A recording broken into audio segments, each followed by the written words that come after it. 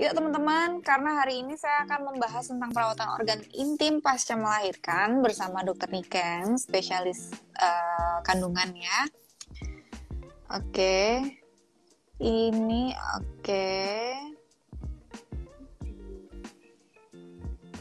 Saya coba lagi menghubungi Dr. Niken.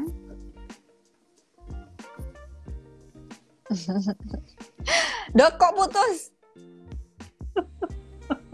Seperti biasa, gaptek mati. Oke dokter. Akunnya medical, Dokter Panda. Jadi ini pakai akun klinik ya? Oke. Baik dok. Ngomong-ngomong, Anda kemarin waktu lahiran melahirkan spontan atau seksio ya? Saya dua-duanya ngerasain dok. Jadi saya normal yang anak pertama, terus anak yang kedua saya seksio. Enak gitu. banget. Sebenarnya enak, dua-duanya enak. Ada positif, ada negatif. Tapi enaknya tuh sebenarnya seksio mungkin ya dok ya. Karena kan tetap merasa perawan gitu dok. Bener nggak sih dok? Itu apa gimana dok? Benar sekali. Bentar. Jadi kalau misalkan melahirkan secara seksio itu pasti organ intimnya jadi nggak berubah. Apa memang begitu dok? Apa gimana? Ya benar sekali. Jadi pada saat kita melakukan persalinan normal, sebetulnya tidak usah menunggu saat persalinan. Saat kita hamil ya, otot dasar panggul itu sudah mulai mengalami stresor ya. Sudah mengalami stresor karena dia mendapatkan beban yang mana pada saat trimester kedua masuk 28 minggu ke atas itu berat badan janinnya itu estimasi sudah 1 kilo, akan meningkat 2 minggu sekali 2 kali lipat. Jadi 2 minggu kemudian sudah sampai 2 kilo, 2 minggu kemudian naik, nah sampai dengan waktu persalinan. Nah sehingga padahal gini, pada saat otot kita itu mengalami stresor, taruhlah Anda latihan beban, tetap ada relaksasi ya. Jadi kalau nggak mungkin Anda latihan beban 100 hitungan gini terus ya, pasti 10 hitungan istirahat, latihan lagi 10 hitungan istirahat. Berbeda dengan saat kita hamil. Saat kita hamil, selama 270 hari itu Anda membawa beban. Betul. Ya, di panggul Anda ya sampai dengan persalinan. Tidak pernah sedetik pun Anda bilang sama suami, Mas titip Mas, aku tak tidur mengkurep dulu ya, tak pijet dulu ya. Saya kan enggak pernah. Andai gitu kan enak ya dok ya. Dititipin. aku dulu tak kretek dulu ya. Saya kan enggak bisa. Jadi 270 hari itu selalu ada di dalam perut ya si bayi ini. Makin lama makin besar. Pasti sakit di selangkangan, sakit di punggung, sakit di dubur ya. Sehingga seyogyanya persiapan tuh atau perlindungan otot dasar panggul itu sudah kita lakukan sejak masuk trimester kedua. Jadi senam Kegel ya, pasti sudah tahu semua ya senam Kegel ini bagaimana. Tahu senam Kegel itu? Senam Kegel itu tahu. Menahan pipis, dikempet. Benar. Kempit dibuka. Sudah mulai harus rutin kita kerjakan sejak kita masuk trimester kedua ya. Jadi latihan sambil itu di rumah ya, apalagi kalau sekarang work from home ya, banyak yang ibu-ibu hamil WFH. Anda lakukan senam Kegel seminggu 2 kali, seminggu 3 kali setiap hari ya, nggak usah lama-lama, paling 5 kali 10 set sudah cukup. Yang penting istiqomah. Kan? Benar. Hamilan makin berat. Kemudian saat persalinan juga gitu.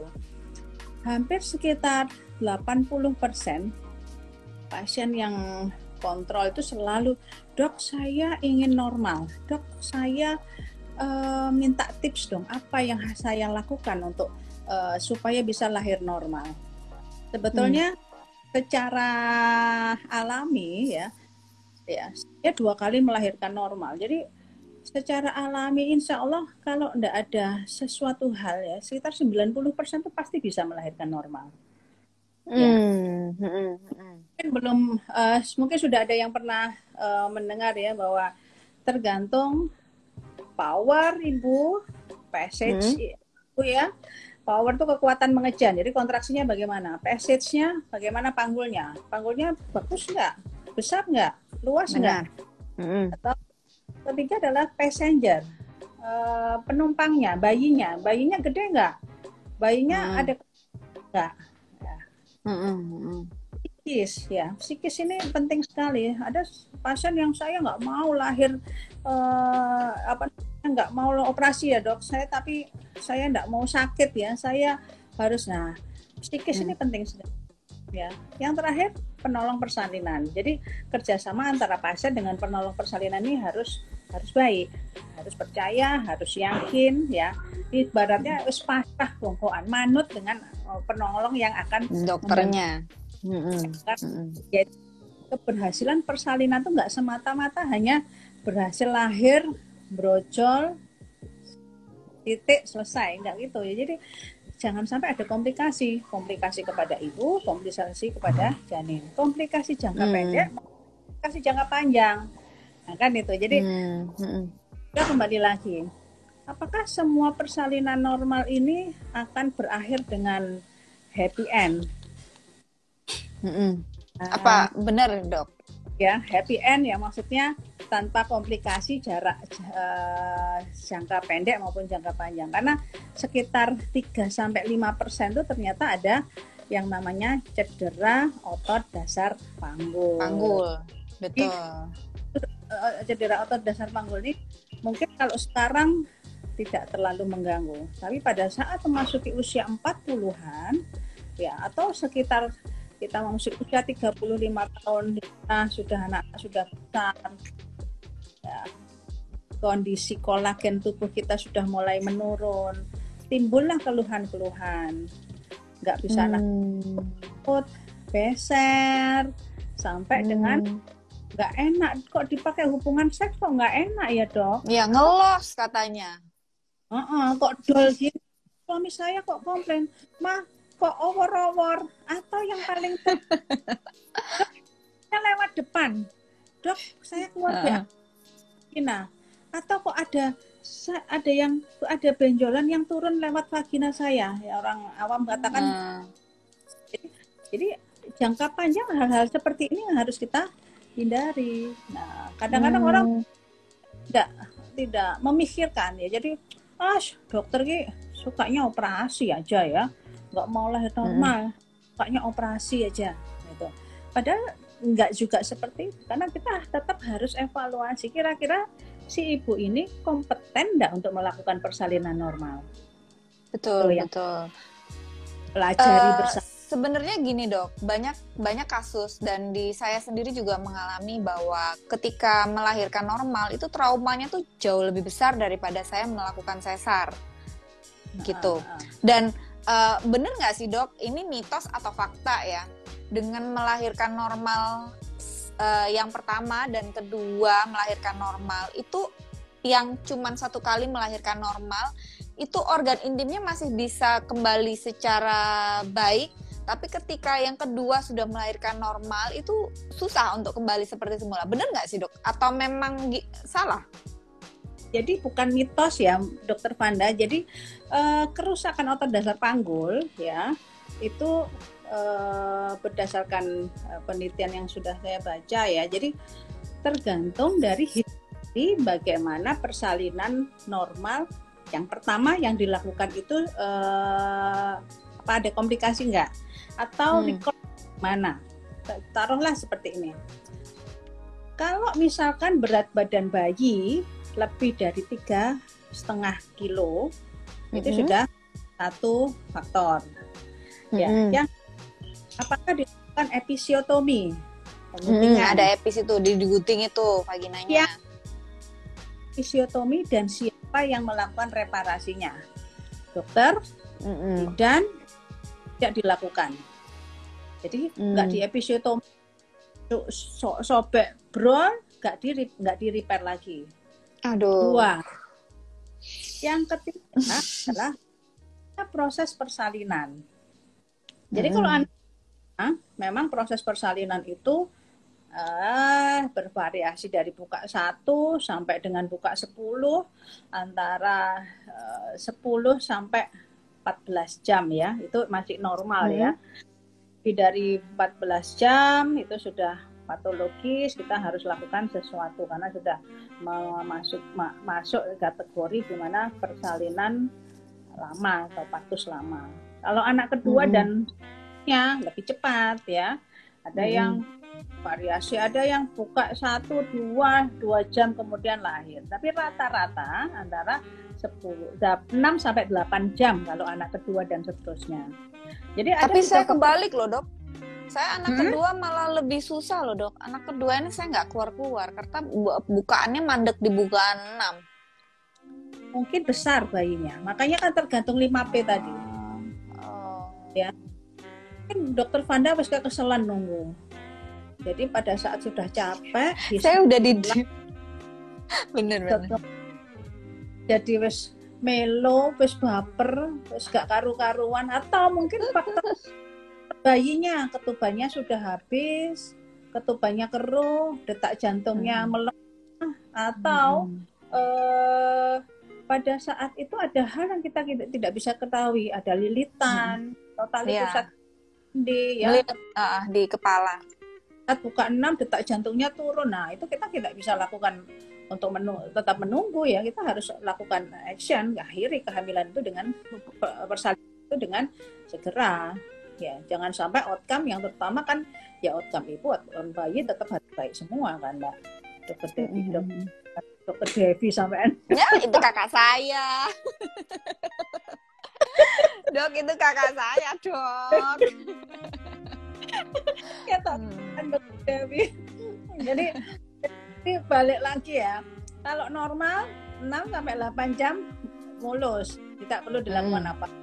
Terpandang ngalamin macet ya wes seksio. Ya tadi balik lagi ke faktor ini kita alami sekitar 60% pasti sudah terjadi cedera otot dasar. Makanya kita kalau evaluasi pada saat kehamilan itu masih ada tempatkah si ibu ini melakukan persalinan normal lagi. Jangan sampai ya sudah dilakukan USG 36 minggu, wah ini beratnya sekarang 0,8. Dok, saya mau lahir normal ya. Iya, ibu bisa kemarin 3,2 kan ya. Lahir, cuma nanti umur 40 datang lagi ke saya, dok ini apa dok?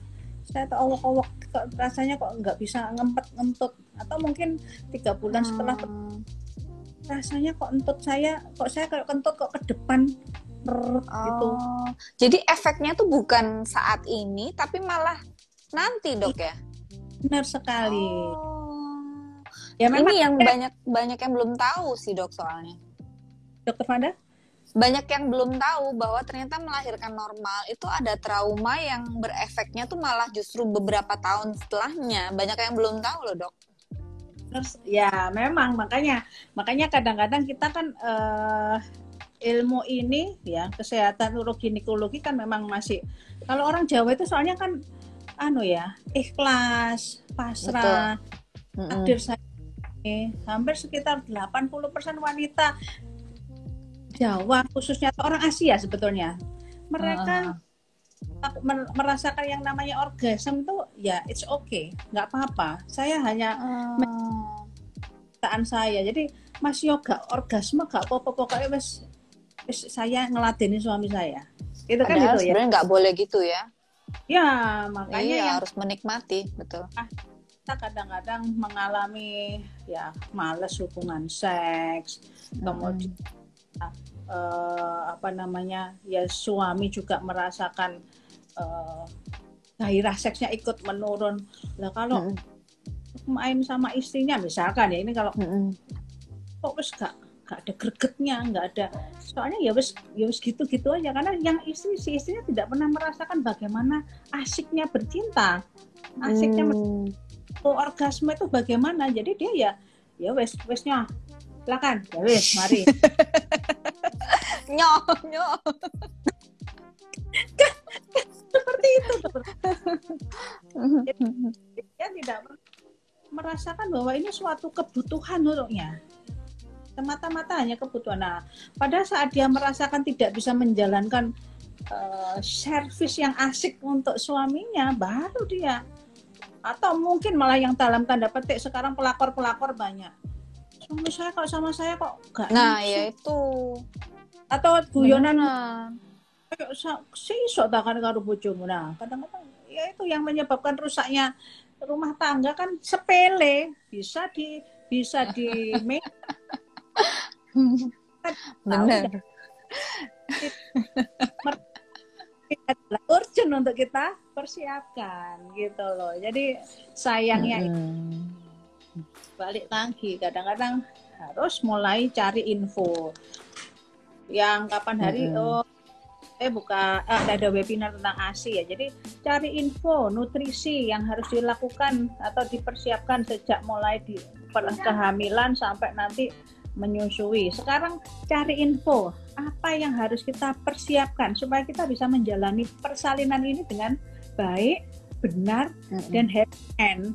Ya, jadi nah, nggak banyak juga, nggak ada bukan paling bagus juga. Tetap spontan itu memberikan efek yang bagus untuk ibu dan janin sebetulnya. Cuman ya itu tadi ada tanda petik yang harus kita perhatikan. Ya, efek jangka panjangnya ya.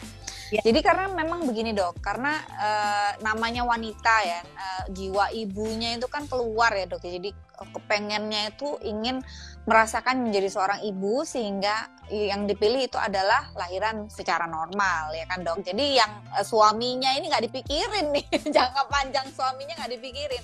Jadi akhirnya langsung sambat gak karu-karuan ya. Benar, jadi malah yang disalahin malah pelakor, padahal sebenarnya untuk menentukan rumah tangga itu bukan hanya masalah lahirannya secara normal, tapi juga sebenarnya harus dibicarakan sama suami ya kan ya. Ini mau normal tapi efek jangka panjangnya begini loh ya kan. Jadi kadang itu harus dibicarakan sih menurut saya. Terus kalau misalkan nih dok, ini pilihan dari suami dan istri ini adalah lahiran secara normal. Apakah bisa diperbaiki dok? Ini organ intimnya yang rusak ini. Alhamdulillah ya, kita hidup di zaman di mana teknologi dan ilmu pengetahuan tentang penata laksanaan gangguan otot dasar panggul itu sudah canggih ya. Meskipun di Indonesia pun sudah bisa kita lakukan tindakan. Jadi akan tetapi ya pencegahan tetap lebih baik daripada melakukan rekonstruksi ya, karena bagaimana buatannya Gusti Allah dengan buatannya manusia ya pasti tetap lebih baik yang asli ya. Jadi ini tadi ya, kalau misalkan sudah terjadi gangguan, sudah ada terjadi kerusakan, ya bisa kita lakukan tindakan. Ya, yang pasti Anda aware, Anda sudah menyadari bahwa kira-kira saya ini ada masalah atau enggak, gitu. Ya, sebetulnya terlalu lebar, Dokter Vanda. Saya pernah punya pasien dulu 3 bulan pasca persalinan ya, 3 bulan pasca persalinan datang ke praktek. Kenapa? Dok, tidak bisa hubungan badan. Loh, kok tidak bisa hubungan badan? Kenapa? Habis melahirkan 3 bulan yang lalu. Melahirkannya di mana? Melahirkannya di bidan waktu itu. Ternyata waktu kita lakukan pemeriksaan, ternyata memang buntu. Jadi nutup. Jadi pada tutup, Dokter Vanda. Jadi vaginanya sinekia kalau bahasa medisnya. Jadi bisa gitu dok? Jadi waktu itu maaf bukan ditolong bidan, ditolong dukun waktu itu. Jadi pada saat itu habis melahirkan, kemudian dia kan kalau zaman dulu kan harus pakai stagen, jaritan, benar. Terus jalan kipit nggak boleh jalan mekangkang, nggak boleh dodok, nggak boleh ya. Jadi akhirnya luka robekan jalan lahir tadi yang terbuka itu nempel. Nempel pel sampai buntu. Jadi ada dua masalah yang terjadi ya, bisa terlalu lebar atau bisa malah nempel. Jadi nempel ini bisa karena mekanis, karena dia terlalu dipaksakan untuk disuruh mingkup terus. Mungkin nutrisi. Yang ketiga juga infeksi. Makanya pentingnya normal, perhatikan proses penyembuhan. Ya, bagaimana caranya? Ya, nah, itu bagaimana caranya, Dok? Caranya bagaimana? Yang pasti dirawat. Pasca persalinan normal, yang pasti harus bersih. Ya, harus bersihnya ya rawat cebok yang baik. Ceboknya dari depan ke belakang. Dibersihkan. Kemudian disabun ya. Karena apa? Karena lokasi robekan perineum itu kan dekat dengan dubur, dekat dengan, alias kalau dengan anus kan berarti lewat itu kotoran atau feses. Kita tidak bersihkan secara bersih ya, nggak disabun, akibatnya apa? Pada saat kita BAB itu kadang-kadang ada sisa feses yang masih sembunyi atau masih nemplek-nemplek di situ, bakterinya bisa maju, sening naik ke atas. Bisa menyebabkan ISK juga ya. Yang kedua, ya makan yang bergizi. Kalau kita proses persalinan, kalau orang dulu nggak boleh makan ikan, nggak boleh makan telur, nanti gatel, nggak boleh makan daging ayam, ya salah. Malah harus makan protein, karena protein itu zat pembangun yang menentukan itu bisa betul kembali seperti asal ya, karena Allah itu menciptakan sedemikian rupa. Sebetulnya kalau robekan jalan lahir itu nggak sampai grade 3 atau 4, sebetulnya ya bisa kembali normal ya. Itu waktu. Kerusakan jaringannya seberapa fatal. Makanya kalau biasa aja ya, seret dibiarin nutup ada, tapi ada juga yang sampai yaitu tadi sampai penyembuhannya sampai jelek ya ada. Makanya tadi jaga kebersihan, nutrisi. Yang ketiga sering ganti pembalut ya. Ya, darah nifas yang kita tampung di pembalut itu pada saat 1 minggu pertama kan pasti banyak-banyaknya. Bedanya waktu kita dengan persalinan normal, kalau normal itu darah nifasnya banyak ya Dokter Vanda ya. Betul. Pada saat persalinan normal sampai dengan 1 minggu itu darah nifas banyak, deres ya, itu sering di pembalut.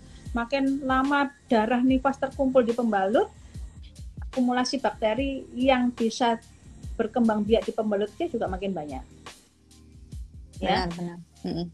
Dan yang terakhir ya itu tadi ya, hati harus gembira. Balik lagi, imunitas tubuh tergantung bagaimana kita menjalani.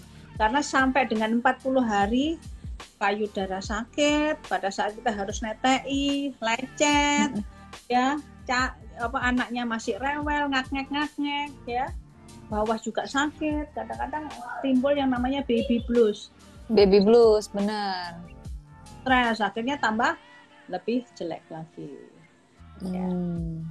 Nah Dok, dari treatment yang tadi dokter katakan itu tadi, apakah bisa mengembalikan trauma dari otot dasar panggul itu tadi Dok, cederanya?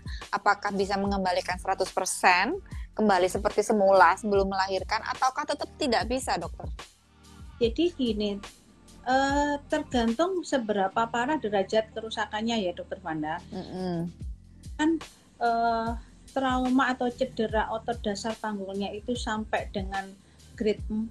Grade 4 itu sampai jebol mukosa anusnya. Kerusakan seperti ini dibandingkan yang grade 1-2 ya pasti recovery jaringannya lebih baik yang grade 1-2. Jadi derajat keparahan kerusakan otot dasar panggul, kemudian kapan segera dilakukan rekonstruksi. Ketika ya penyakit yang mendasari si ibu. Kalau ibunya gemuk, obesitas, ya pasti agak susah untuk cepat terjadi penyembuhan yang baik. Kemudian yang terakhir tuh genetik. Jadi ada orang, saya punya pasien para satu. Jadi melahirkan anak cuma sekali, persalinannya normal, bayinya juga tidak gede, sekitar 3 kilo, tapi dia sudah prolaps uteri grade 4. Jadi sudah keluar itu kandungannya sampai keluar ke vagina. Jadi benar-benar. Nah, kalau seperti itu apakah bisa dilakukan rekonstruksi non operatif? Ya nggak bisa. Harus operasi, ditarik rahimnya, dibuka perutnya kayak operasi sesar gitu, cuman nanti ligang itu harus diangkat. Nah, nanti setelah dia hamil lagi tidak boleh melakukan persalinan normal, harus operasi. Harus operasi ya. Sudah ada defek di otot dasar. Sering kali itu yang terjadi penyebabnya adalah ini loh Dokter Wanda. Pada saat si ibu itu masuk kala satu fase aktif, jadi buka 5 ke atas, itu kan udah sakit banget. Si ibu itu sudah ngedengar. Jadi nggak boleh mengejan sebelum dilakukan instruksi oleh dokter. Jadi kalau bukan buka lengkap, kala 2 tidak boleh mengejan. Ya, kelemahan otot dasar panggulnya sudah tasi sejak berapa jam dia? 10 jam ngeden. Oh wes, rusak ya. Rusak tuh. Ya. Benar dok. Nah dok, jadi kalau misalkan rekonstruksi ini yang kita bicara, apakah termasuk dengan metode vaginal tightening dokter? Ini yang lagi kekinian ya Dokter Wanda ya. Vaginal tightening, vaginal rejuvenation, salah satu metode memperbaiki kolagenitas di otot dasar panggul dan mukosa. Jadi pada saat kita memasuki usia 35 tahun, kolagen seorang wanita sudah menurun. Mungkin hanya tersisa sekitar 30%. Ya, otomatis kalau ya deh. Saya dulu waktu kayak dokter umur saya Dokter Wanda ya ayu ngono gitu ya.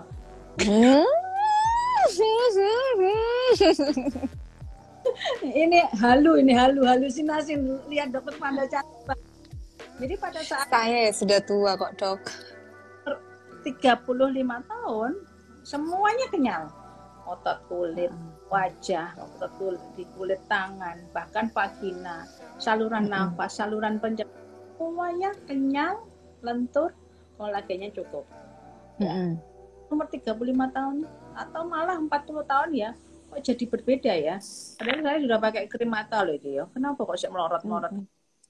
Ya, kenapa? Karena hanya permukaannya aja.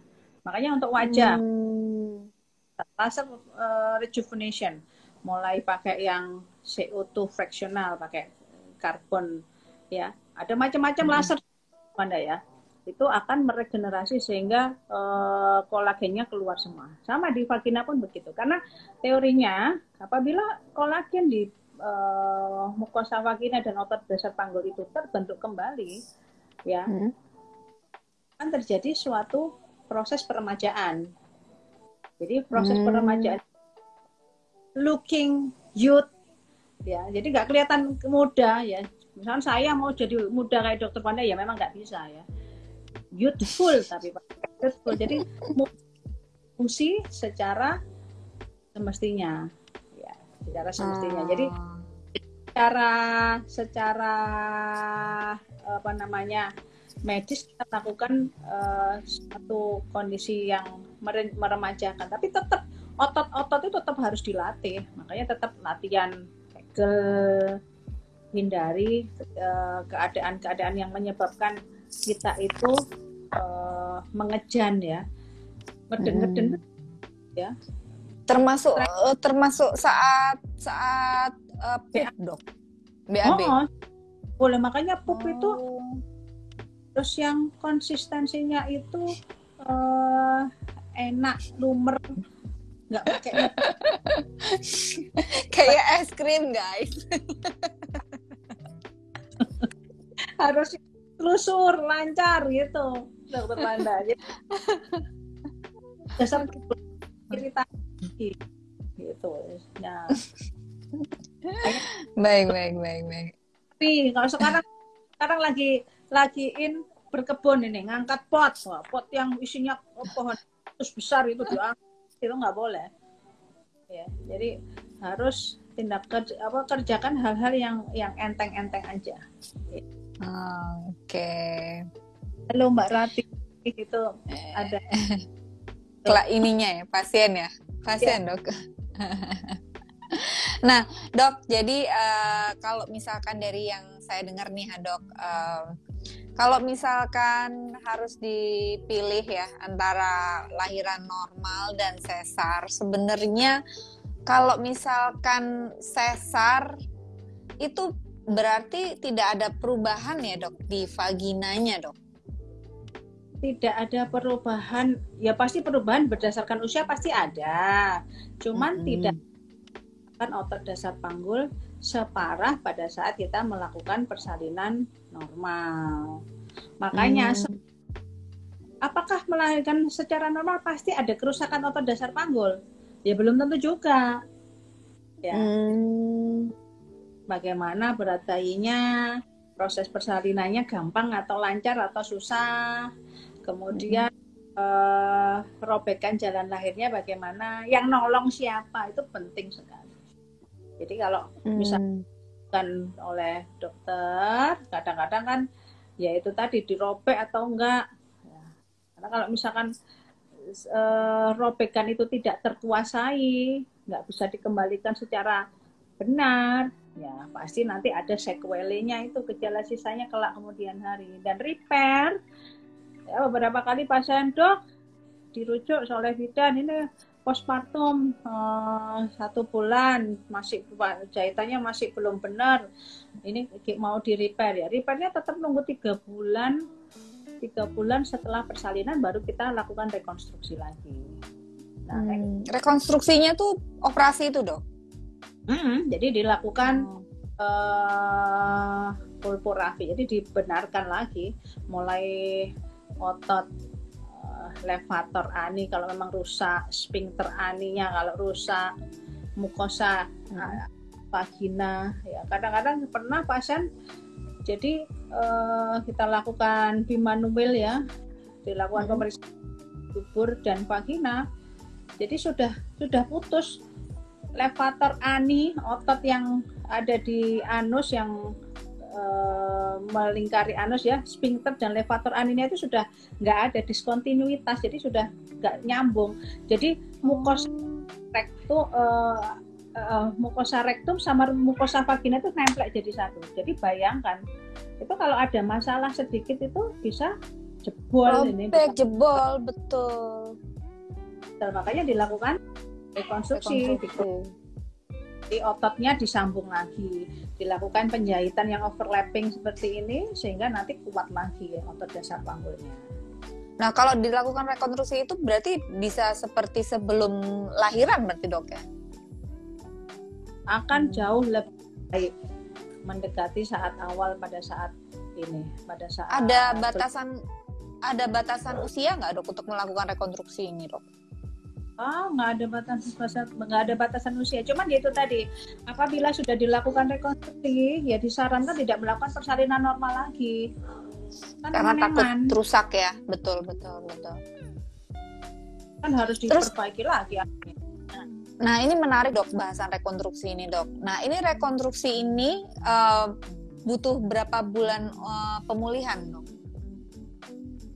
Kalau misalkan nggak ada komplikasi, nggak lama ya, antara 6-12 minggu pasca tindakan sudah bisa dipakai hubungan seks lagi. Nah masalahnya suaminya bisa menunggu selama itu.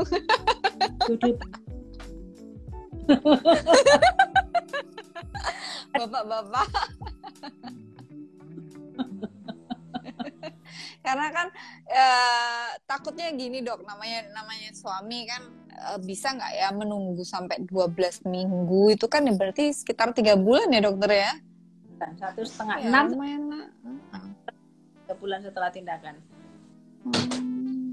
Kalau 3 bulan itu berarti nggak boleh sama sekali, dokter? Juga boleh sama sekali. Terus kalau misalkan ternyata kebobolan gimana, dok? Ya. Dokter Wanda, Didi, dok, lucunya aja. Lah kalau kebobolan gimana dokter? Berarti gagal ya operasinya? Seyogyanya jangan dicoba dulu ya, diimpet dulu lah demi kesembuhannya supaya paripurna ya. Jangan sampai terus habis tato topo ya. Jadi 1,5 bulan sebetulnya sudah insya Allah dengan kondisi nutrisi yang baik, insya Allah sudah baik dokter Wanda. Nah, tapi untuk dulu soalnya kan nanti jadi kayak perawan lagi ya, jadi latihan lagi gitu kan, ngeri-ngeri. Ngeri-ngeri sedap ya. Lah untuk rekonstruksinya ini sendiri dok, sama dokter Niken bisa berarti ya? Nah, insya Allah dokter SPOG pasti bisa melakukannya. Semua SPOG. Soalnya saya mikirnya itu harus ke bedah plastik gitu dok. Kan dokter Opcin, dokter Wanda. Oh, baik-baik, saya dapat ilmu lah hari ini ya. Oke dok, balik ke tentang persalinan normal dokter. Normalnya masa nifas pada lahiran normal itu berapa lama ya dok ya?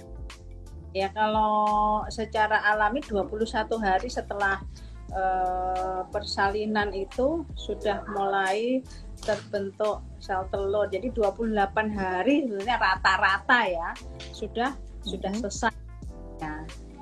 40 hari kalau menurut ilmu agama sudah benar-benar bersih, Anda boleh melakukan ibadah lagi.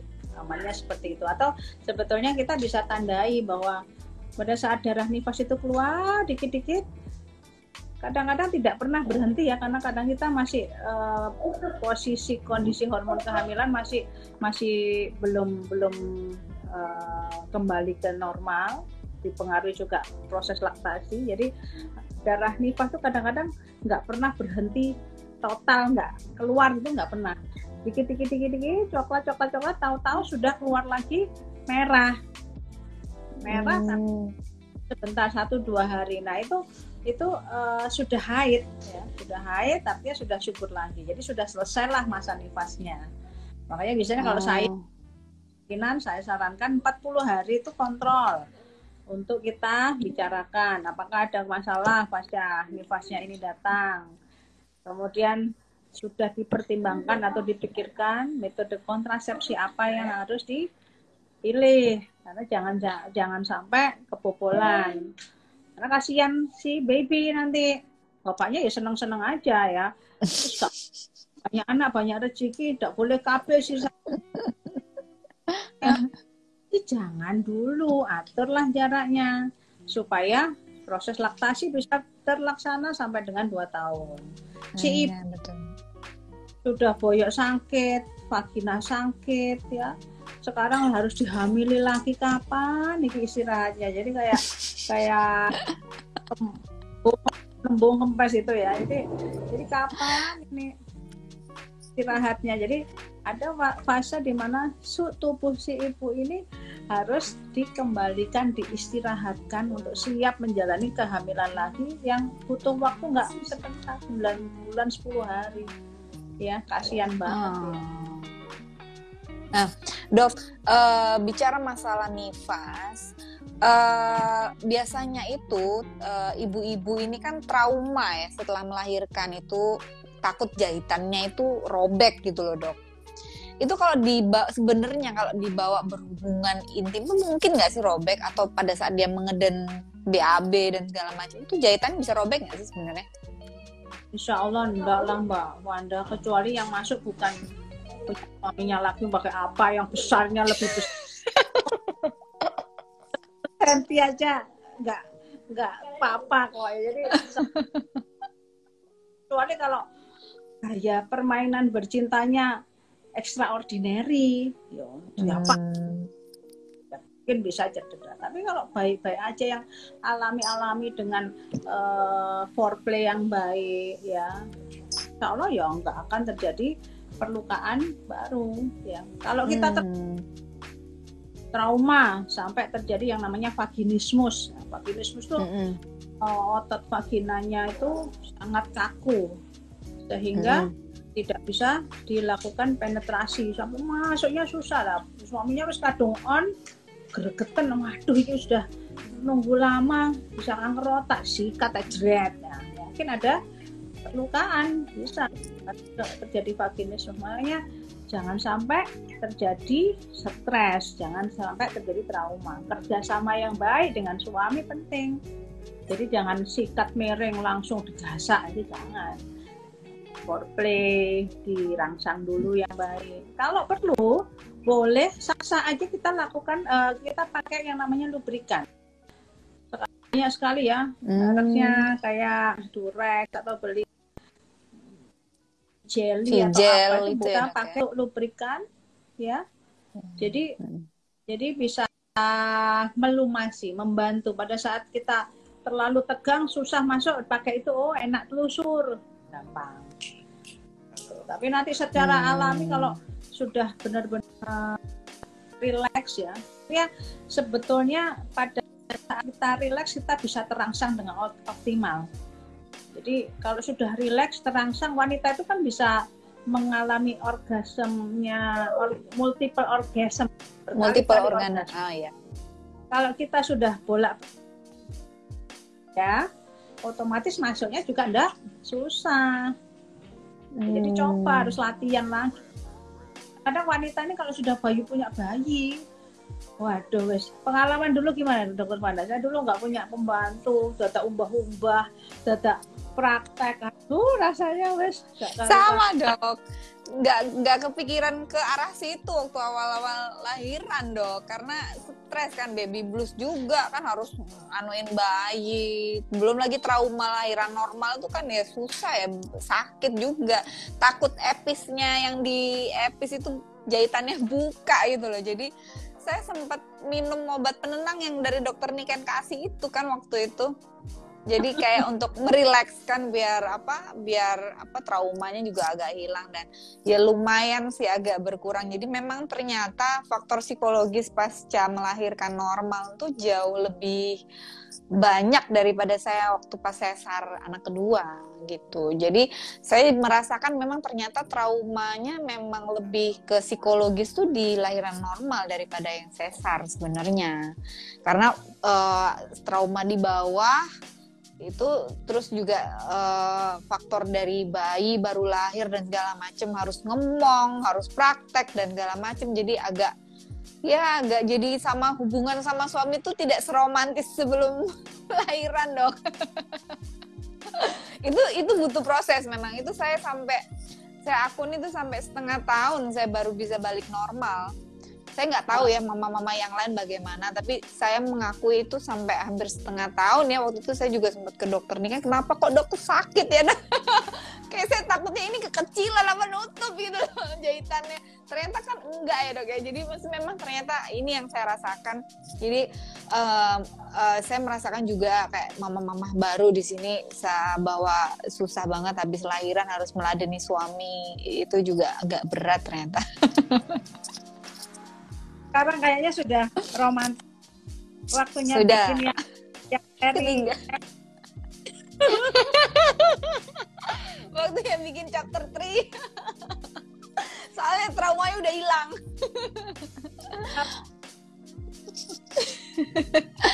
Baik Dok, oke, ini saatnya saya bahas pertanyaan-pertanyaan yang masuk ya Dokter. Oke. Jadi di sini ada yang bertanya,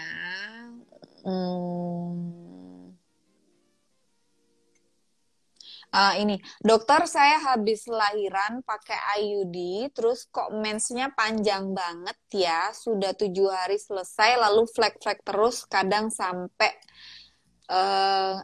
sampai nggak jelas, sampai 8 hari mungkin, atau gimana? Itu gimana dokter? Ini kayaknya nggak cocok dengan temanya ini ya. Ini tentang KB. Iya. KB yang ditanya. Apa-apa dijawab aja. Jadi salah satu komplikasi pemakaian IUD memang ada perdarahan di luar siklus haid yang tidak normal. Cuman ini tidak semata-mata karena IUD-nya sebetulnya, tapi karena kembalinya hormon seorang wanita kembali ke kondisi awal itu memang butuh waktu. Yang pertama, yang kedua mungkin pengaruh laktasi. Pada saat laktasi, kadang-kadang siklus haid juga nggak normal. Tunggu aja, ya. Biasanya kita akan beradaptasi, akan menerima atau menolak kehadiran IUD ini. Tunggu antara 3 sampai 6 bulan yang akan datang. Kalau sampai 6 bulan aja flek perdarahan di luar siklus, habis hubungan flek lagi, ya sudah, berarti mungkin bisa pertimbangkan untuk mengganti dengan metode, karena memang tidak ada metode KB itu yang perfect, sempurna, nggak ada. Semuanya baik, cuman cocok atau enggak depend on tiap individu nggak sama. Jadi kemampuan tiap individu itu menerima atau menolak itu tidak sama. Kita hanya bisa mencobanya dulu. Jadi setelah dicoba, oh ternyata saya nggak cocok, oh ternyata saya nggak nyaman, ternyata saya harus itu sangat manusiawi. Boleh kita lakukan, coba pakai metode KB yang lain, gitu. Ya, Mbak, sudah jelas. Oke, Dok, ini ada lanjut lagi pertanyaan. Kalau mau treatment laser vaginal tightening, apakah aman dan apa perlu konsul ke SPOG dulu? Oke. Jadi kalau apakah aman, ya pasti aman, nah, insya Allah ya. Ada beberapa persiapan yang harus kita lakukan untuk dilakukan tindakan vaginal rejuvenation atau vaginal tightening dengan metode laser ini.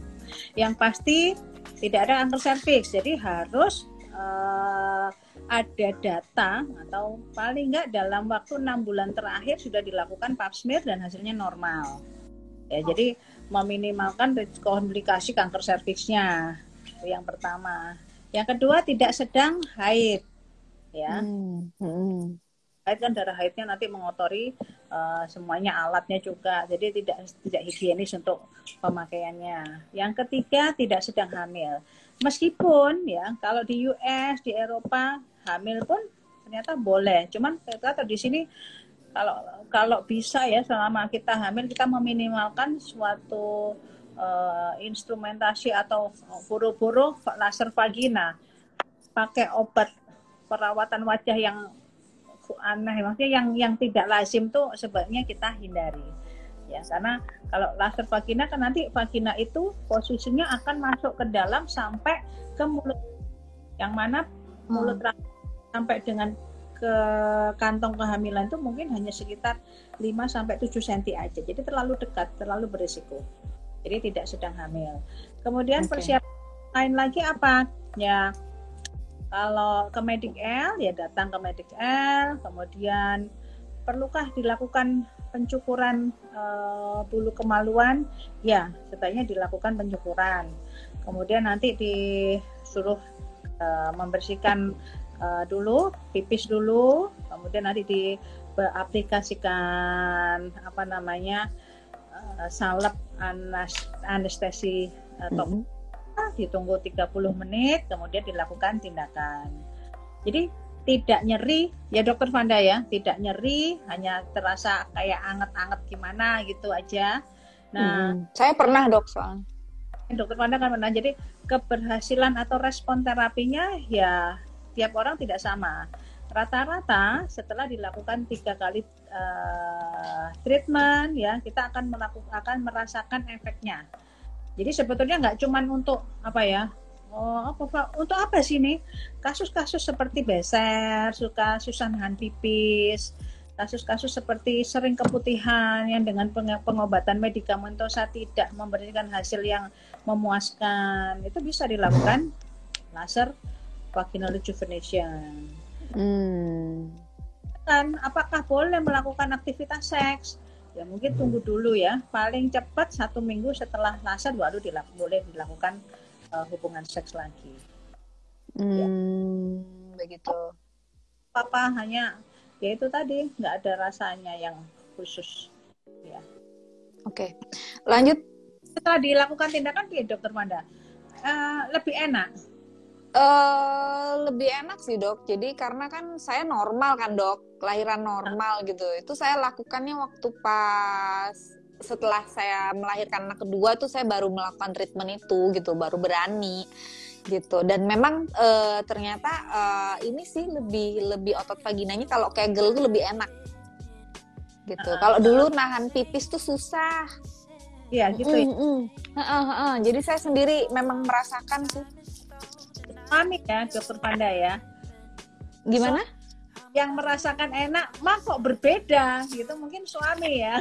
Iya dong. Suami masa saya. Tapi memang perlu sih karena seperti iya sama seperti kayak merawat wajah ya dok. Jadi kayak misalkan wajahnya di laser tapi yang di bawah yang di laser gitu loh dok. Iya jadi mesti gitu. Pak Bapak yang merasakan lebih tahan, kemudian lebih kuat cengkeramannya ya.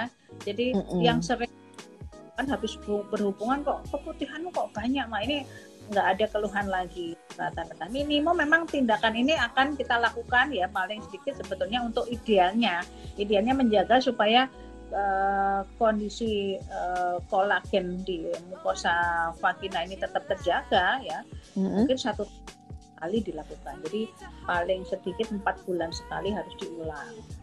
Oh, jadi setiap 4 bulan sekali itu melakukan vaginal tightening itu ya dok ya? Jadi kalau biasanya jadi 3 kali treatment dalam waktu 3 minggu sampai 4 minggu. Jadi diulang sebulan nah 3 kali. Habis itu 4 pengulangannya. Tahun kita lakukan. Ada efek samping nggak dok dari vaginal tightening ini? Sejauh ini dari evidence tidak ada. Jadi nggak ada ya. Jadi ya orang yang agak sensitif ya merasakan sebagai sensasi panas ya, panas. Jadi mulai tadi berapa kekuatan laser yang kita berikan itu depend on tiap individu. Jadi kita start dari yang paling rendah, kemudian sampai kekuatan laser yang optimal untuk meregenerasi mukosa sel vagina itu. Jadi nggak langsung dijet tuh, kayak nanti dokter ini kan langsung sakit itu enggak. Jadi kita start low. Kalau kan bukunya nanti tergantung. Jadi memang kalau mau yang paling bagus ya kita langsung dosis yang optimal, itu lebih cepat terjadi pembentukan kolagen yang adekuat. Ya, cuman kalau orang yang nggak tahan, masuk ayo ibu tahan, ayo ibu, ibunya nanti marah-marah sama saya nangis gitu. Baik dokter, ini karena waktunya sudah 1 jam, biar videonya ini bisa saya save. Kangen saya sama dok, saya loh waktunya kontrol saya, aduh bingung. Dok, saya lanjut langsung ke kesimpulan, monggo dokter. Jadi perawatan organ intim pasca melahirkan bagaimana? Langsung disimpulkan, monggo dokter silakan. Jadi yang pasti perawatan organ intim itu akan berhasil apabila kita sudah menyadari apakah kita ini sebetulnya terjadi komplikasi enggak pasca tindakan persalinan. Kemudian jangan lupa merawatnya. Konsultasi dokter apabila Anda sudah mulai merasakan bahwa ada hal yang tidak normal dengan otot dasar panggul Anda. Konsultasikan ke dokter, lakukan treatment sesuai atlisnya ya, dan jangan takut karena ini adalah bisa dilakukan penata laksanaan yang baik dan benar supaya meningkatkan atau menjaga kualitas kehidupan rumah tangga Anda pastinya. Betul. Oke, terima kasih Dokter Niken sudah berbincang-bincang dengan saya di Minggu malam. Ini izin saya save dan semoga nanti ada kesempatan lagi untuk live lagi ya dok. Jangan kapok ya. Bosan ya Dokter Wanda ya. Ya dokter yang jangan bosan sama saya dok. Mari dokter, salam buat teman-teman di Medisel Klinik ya. Assalamualaikum warahmatullahi wabarakatuh. Warahmatullahi, dadah, selamat malam, sehat selalu.